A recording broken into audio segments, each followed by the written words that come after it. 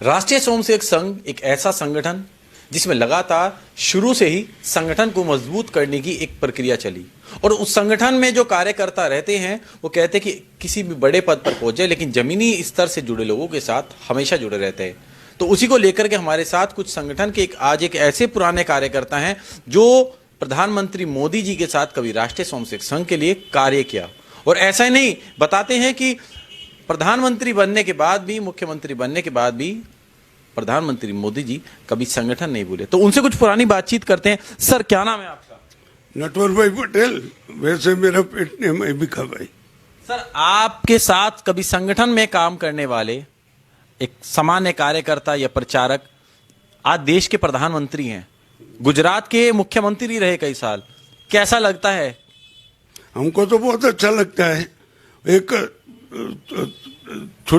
छोटी सी जगह से वो आज प्रधानमंत्री तो ठीक है, अभी विश्व गुरु बनने जा रहे हैं और देश को भी विश्व गुरु में ले जा रहे हैं, तो हमको तो बहुत अच्छा लगता है। आप कितने समय पहले संगठन से जुड़े थे और आपकी कैसे मुलाकात हुई? जो पुरानी यादें हैं प्रधानमंत्री जी के साथ वो थोड़ा बताइए। प्रधानमंत्री जी तो अभी बने, पर उसके पहले वो जब संगठन मंत्री के तौर पे आए थे प्रचारक की जगह पे, तो उस टाइम से हमारा उससे नाता रहा है। जब भी वो हमारे यहाँ बोर्ड की मीटिंग लेने आवे तो हम उसको रिसीव करते थे। रिसीव करके फिर हमारी मीटिंग पते फिनिश हो जाए तो हम टू व्हीलर पे बगल वाले वार्ड में जहाँ बोलते थे वहाँ हम छोड़ने भी जाते थे। वहाँ से हमारा रिश्ता चालू था। कभी जैसे आप कभी मान ली सरकार उनकी रही, गुजरात में मुख्यमंत्री रहे, आप व्यापारी भी हैं, कुछ ही व्यापारियों में कुछ रोष हुआ हो और उसको समस्या को लेकर के जब आप उनके पास पहुंचे तो कैसा रहा? बिल्कुल पॉजिटिव रहे। ऑक्ट्रॉय नाबूदी जैसी एक महाविकट प्रश्न था गुजरात में, क्योंकि ऑक्ट्रॉय में क्या ऑक्ट्रॉय की चोरियां बहुत होती थी, तो सिद्धांतवादी जो व्यापारी होते थे उसको बहुत दिक्कत होती थी।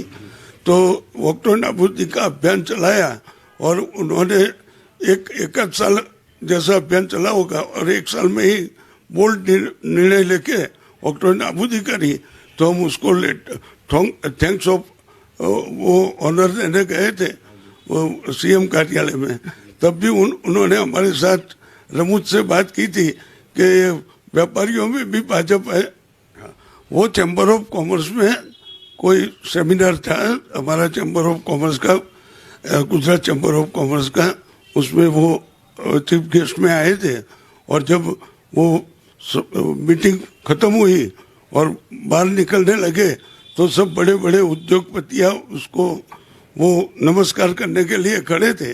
मैं एक छोटा व्यापारी था, मैं पीछे था, पर उनकी नज़र मेरे पर पड़ी तो वो सब उद्योगपतियों को हटा के मेरे साथ मेरे कंधे पे हाथ डाला था।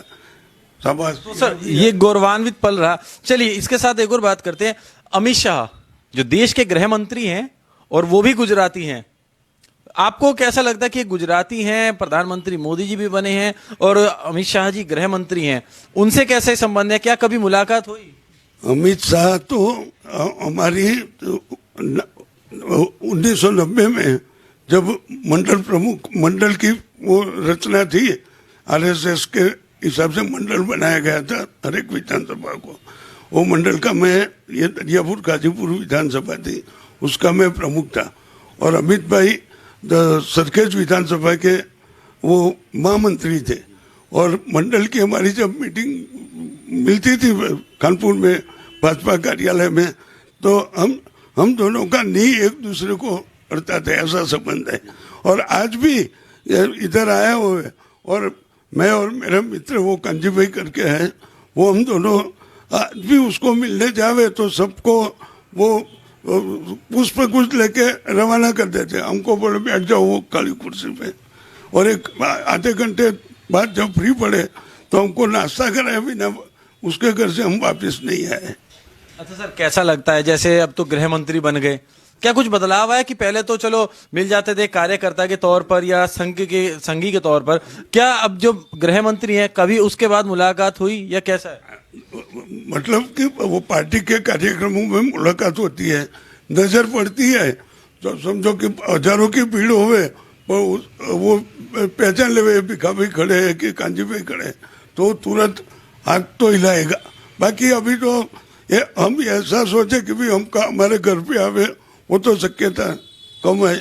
चलिए आखिरी सवाल सर, 2022 आ गया है और गुजरात में चुनाव आ गए हैं, क्या लग रहा है, क्या भाजपा अपनी वही सीट दोबारा से बना पाएगी? भाजपा की ही सरकार बनने वाली है और भाजपा 125 से ऊपर तो 100% क्रॉस करेगी, क्योंकि इधर कोई दूसरा विपक्ष इतना एक्टिव नहीं है। कांग्रेस है तो उसमें गुटबाजी है, आम आदमी पार्टी का इतना जोर नहीं है, वो प्रयत्न कर रही है, बाकी वो कामयाब कितनी होती है तो फर्स्ट टाइम आई है, तो जब वो लाएगी 5-7% वोट लाएगी तो वो कांग्रेस को ही नुकसान करने वाली है। तो बीजेपी की मेरे हिसाब से 120 to 125 सीट पक्की है।